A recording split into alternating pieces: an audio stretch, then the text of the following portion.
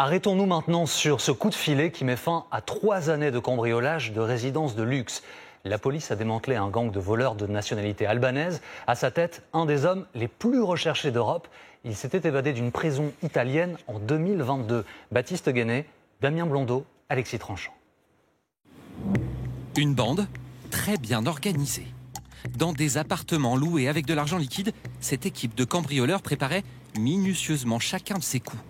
D'abord, ils repéraient leurs victimes sur les réseaux sociaux, puis trouvaient leur adresse pour y faire des repérages, avant de passer à l'acte. Le mode opératoire, toujours le même ou presque. En pleine nuit, en l'absence des propriétaires, l'un faisait le guet à l'extérieur. Ses complices escaladaient les façades des maisons, puis rentraient par les étages, évitant ainsi les systèmes d'alarme et de sécurité. Parmi leurs victimes, des chefs d'entreprise, des footballeurs professionnels, un chanteur célèbre et un ancien coureur automobile. Et voici une partie de leur butin, des montres, de la maroquinerie, des vêtements de luxe, pour un préjudice total estimé à plus d'1 million d'euros. On a retrouvé 650 000 euros là, sur les perquisitions, que ça soit dans les logements Airbnb ou dans un box. Et c'est qu'une petite partie.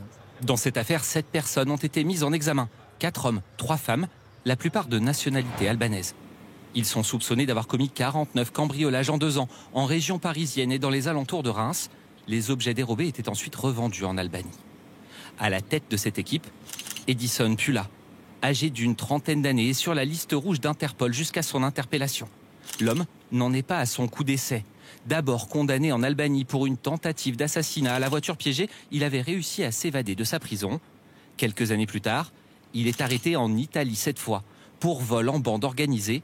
Mais là encore, il va réussir à s'échapper. Le voici avec un complice qui tente en courant la prison de Trévise. Oui, on est vraiment sur du malfaiteur professionnel extrêmement déterminé et qui fait partie d'un clan albanais particulièrement dangereux, qui est aussi bien versé dans les trafics de stupéfiants, qui fait aussi des assassinats et également du vol en bande organisée. Si ce spécialiste de l'effraction a finalement été arrêté en France, c'est parce qu'il avait laissé son ADN sur une trentaine de scènes de cambriolage. Selon les enquêteurs, sûrement pensait-il qu'il ne serait jamais retrouvé.